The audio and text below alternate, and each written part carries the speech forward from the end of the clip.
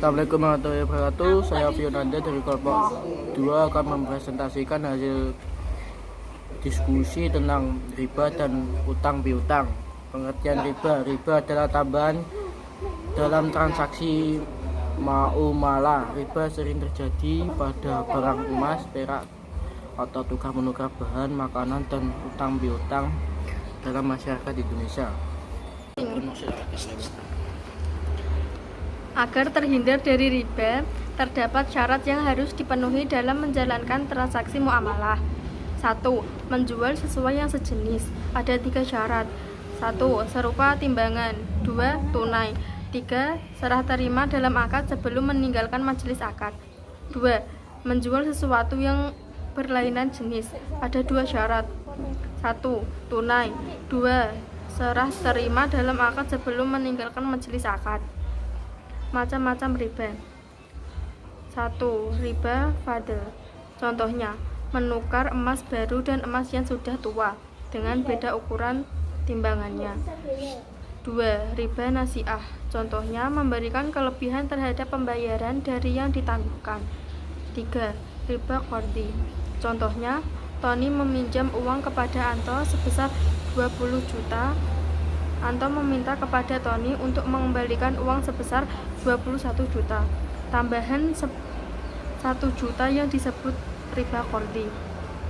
4. Riba yad.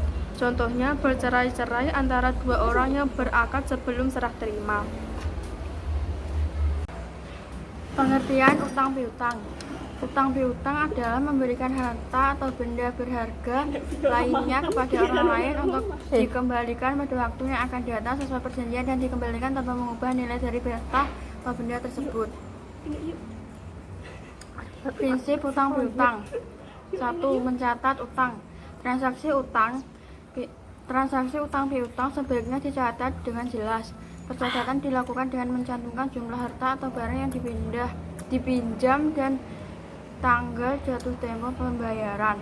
2. Segera membayar hutang. Bagi pihak yang berhutang diwajibkan untuk segera memenuhi kewajiban membayar hutangnya sesuai jatuh tempo.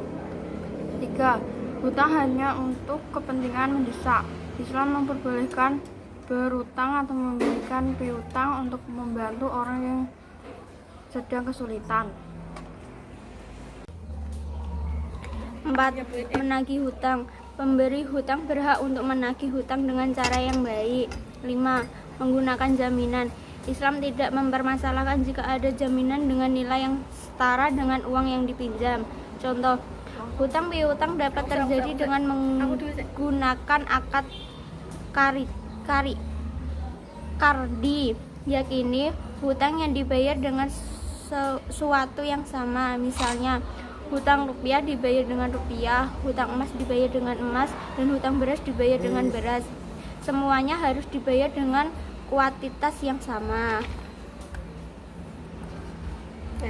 Dadah.